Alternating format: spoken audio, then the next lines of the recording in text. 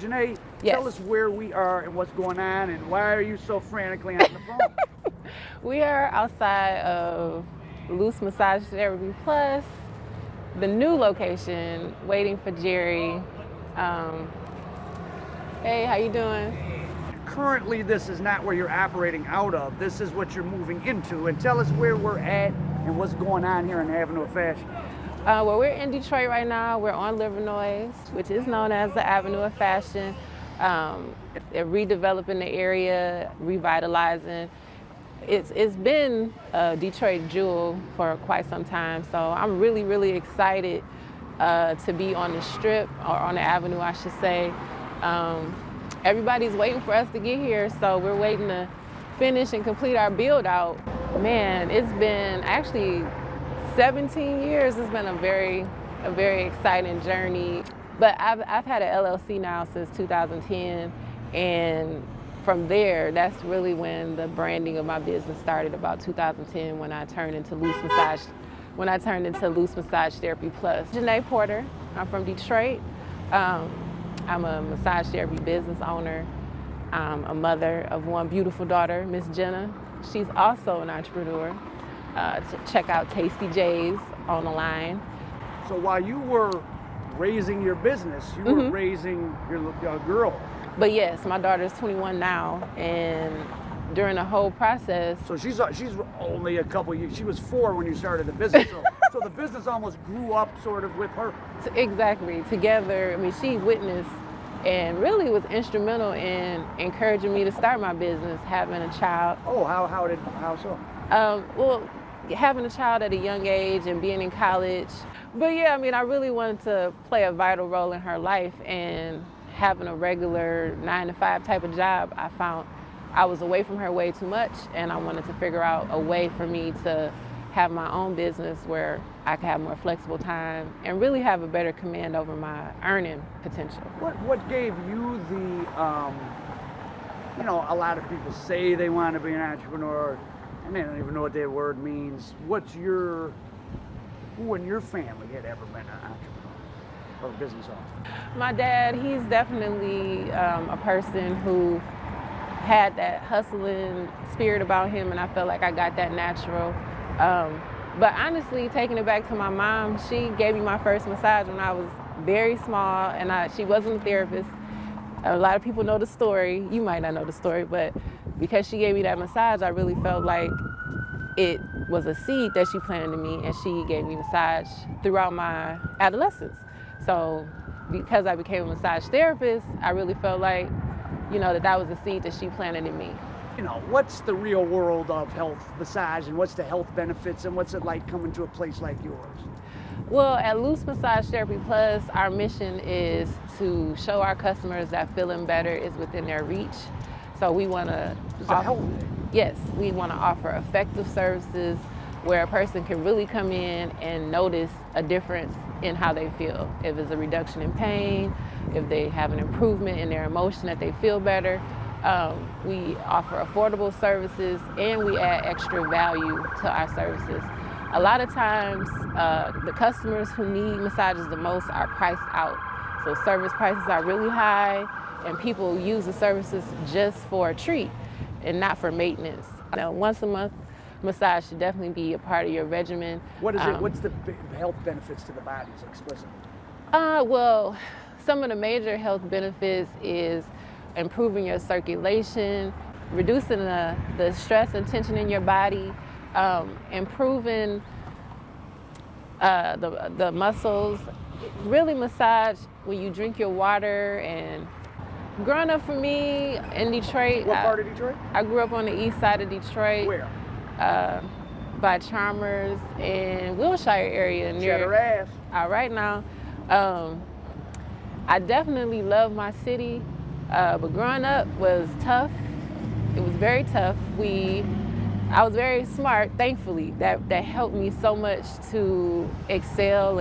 But as far as the actual living conditions, it was pretty rough on the east side, and pretty rough in our household in the sense of just not having enough all the time. Grew up in the area of the infamous Chambers Brothers. Is that right? Yeah. White Boy Rick, Chambers Brothers, best friends are all from that zone. Yeah, so I mean, like I said, the educational track is what kept me on the straight and narrow for the most part. Let me ask you this. There weren't a lot of, growing up for anybody in Detroit, you don't see a lot of entrepreneurship, period. There's gas stations, liquor stores, Yeah. and people work at the plant. Where did you get it in your head, hey, I'm going to own my own business? You did it in your early 20s. Yeah, like I said, becoming a early parent, I But didn't. a lot of people a lot of people become early parents and don't think to start a business. Yeah, that's what I was gonna say. I mean, I didn't take becoming a parent at a young age I didn't feel defeated at all. It didn't deter me from going to college. I still went to college and I graduated from what do you have Wayne your degree? State. I got my degree in sociology and peace and conflict studies. I did start my master's, but that's when business really took off, and I decided to put a hold on the academic track and put all of my attention into being an entrepreneur. Now, when I'm sure you must sometimes try to go to, I don't know, like conferences or entrepreneurship type of stuff. And do you see many people who look like you, like women? In general, if I go to a women's conferences, there is some diversity in the group. However, I would just say personally that I would hope that more people that look like me, more young black women and young black men, choose the entrepreneurial track or get a skill trade and then choose the entrepreneurial track, because there's no limit. There's no limit to the height that you could reach and how successful that you can become. And there's no knock against anyone who wants to be who wants to have a job. But the entrepreneur track is a great one to take. But how many hours of work? Your life is your work. Yeah, being an entrepreneur, my life is my work. But for me, that's my joy. My joy, I would consider myself a visionary. So my joy is going after everything that I truly desire. There are challenges. Some of the greatest challenges that I face as an entrepreneur is having people see your vision while it's still developing. You may see your vision crystal clear and know exactly what you want, but other people around, they can't see it yet. And so you have to keep working and keep building, and at some point people will see, because it's coming together for you. And I wouldn't want anybody to allow their challenges to discourage them. If it was easy, everybody would be doing it, right? I mean, but it's so worth it. You know, the rewards of being in a position now where I can expand my business, have a storefront, and build out. I really am laying the groundwork to be able to duplicate my business on a larger scale. For me, this is still just the beginning. So this is your new place. This is my new And place. what's going on with this? Well, right now, We're on the Avenue of Fashion. we're on the Avenue of Fashion. We're excited and looking forward to complete our build out. We're still raising some funding. We have a fundraiser going on right now, Help Massage Revive Detroit. We're raising $30,000. So far, we have about, we are asking 300 people to purchase a regular price massage. We always offer discounts. What about if someone wants to just hit you up and wants to invest in your business? What's your email? My email is the business name. It's kind of long, but it's Loose Massage Therapy Plus @gmail.com. I'm sure we'll find that in the description. And you are looking for investors. I am looking for And investors. you have been open for 17 years with positive cash flow every month. That's right. Say that. Yes, I've been open for 17 years and have positive cash flow every month. And really, we have, hey. Oh, I'm sorry. So this is what we were just talking about. The construction that we're looking at right now is the build out that's in process. As I was stating, with the fundraiser Help Massage Revive Detroit, we're raising $30,000. We're asking 300 people to purchase a regular price massage. We always offer discounted massages, and so this would give our customers and anybody that they would like to share it with the opportunity to support a business that have really given back to the community with our business model. So I think we have about 40 participants or contributors so far. Tell us about your new place. I'll put all that in. Okay, cool. The new place. So as you can see, this is going to be an oasis of urban peace, right? yes, it's going to be, we're going to have so many awesome surprises. I can't give up all the juice just yet, but this will be our reception area. We're going to do some cool stuff on the wall that's going to allow... Now-profit mural, perhaps? Perhaps. It is going to be some artwork, though. And hopefully we'll be able to showcase some local... Seriously, we want to be able to showcase some local talent and some talent around the world. This will be one of the massage rooms. I know y'all can see me right now in the midst of all of this, relaxing and melting muscles. It's going to be a beautiful environment. Where's the room where you're going to count your money? I'm always counting money. That's that Detroit, I like that. Yes, well this room, go ahead. And this this building we're in, and the Avenue of Fashion in general, is a place in Detroit that was able to maintain mostly being a black-owned business. This is the Bartell family, talking about they own a lot. So they hung in here when times were tight, and now they're reaping the benefits. Yeah, well, for me, yes, I'm very excited that to be a part of a black-owned situation where the owners of the location is black-owned. The building itself. The building itself. They own a bunch of buildings around here. Yes, I mean, I met the Bartells just by hitting the pavement, coming out looking for spaces that were for lease. I decided that I wanted to be on Livernois, and I created my layout. I drew it out myself, and I really felt like I attracted in this opportunity by meeting the Bartell, by seeing a sign in the window. I called, and really the rest was history from that phone call. America is the land of opportunity to some degree economically. The dark side of the moon's so dark. Okay. But the problem for, the people that don't have the money now, which unfortunately is a lot of African Americans, it's become a very expensive country to start a business. And if you don't have access to capital, meaning mom and dad or somebody in the beginning, because you don't just go to banks with the business plan and they give you $250,000. You got to have some cash flow first. How did you bootstrap from zero? Because not everybody, has 50 grand or whatever. Right. You had to, from day one, and you bootstrapped the whole thing.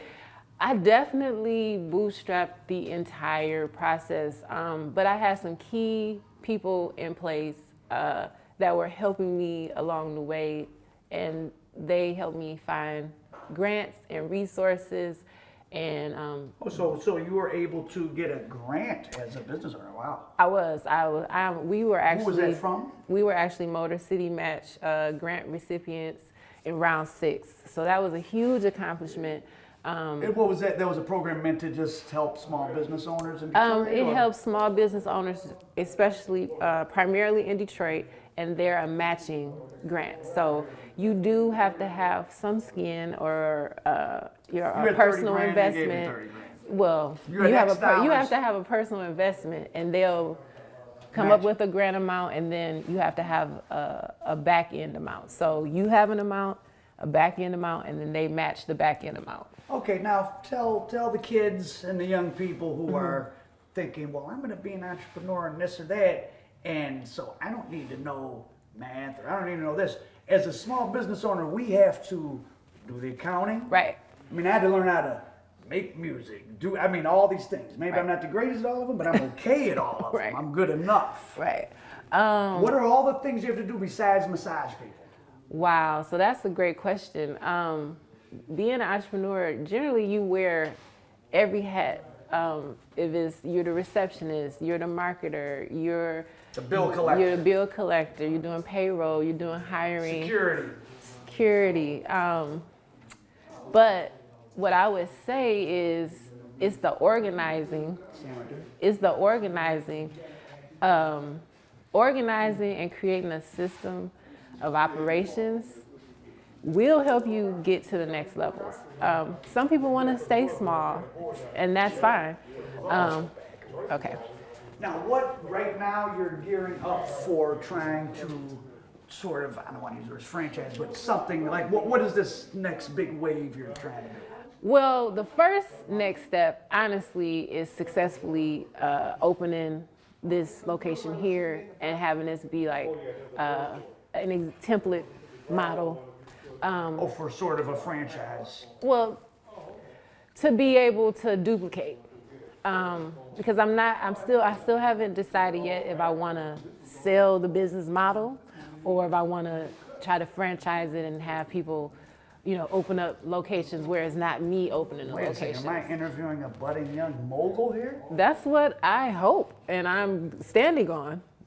So really, what I would want you guys to take away is that your dreams are possible, and with dedication, staying positive, making sure that you write your visions, write your goals down, that you hold yourself accountable to how much work and effort that you putting into how far you're going. And always lay the blame on yourself, because there's no one else who's going to fix it. That's right. I mean, with how exciting my journey has been and how far that I really want to go, I just want everybody to know that they can do the same thing, that they could go after everything that they want, and that they could achieve it. So no dream is too big, no ideal is too small. Get excited about your vision and go after it. And if you're in a place like Detroit, if you're in a demographic that maybe don't have a lot of economic opportunities at the moment, you can build your own. Yes, if you are for me, Detroit and cities like Detroit are the perfect places to start a business, because it's so many people that could use the services that you offer. And the startup costs aren't that bad. You try to open this in LA. Exactly. People open up businesses every day in the city. And the Bartels are helping you. Yes, the Bartels are definitely. Listen. Jerry Bartel is the greatest. I'm shouting him out, and really I part appreciate of the community. it. So that goes back to the business owners are part of the community. Yes. And the building owner is, and you are the business owner. So those social ties mean something. Yes, those social ties mean something. And he didn't know me. I was a regular person that was looking for a space to lease and had a business vision. So that silhouette right there. So it could be, that could have been any other person to come after to have that fire in them. So I wasn't special in that sense, only that I went after what I wanted. So that's what I hope everybody can take away from this, is that they can go after their dreams and that they can accomplish them.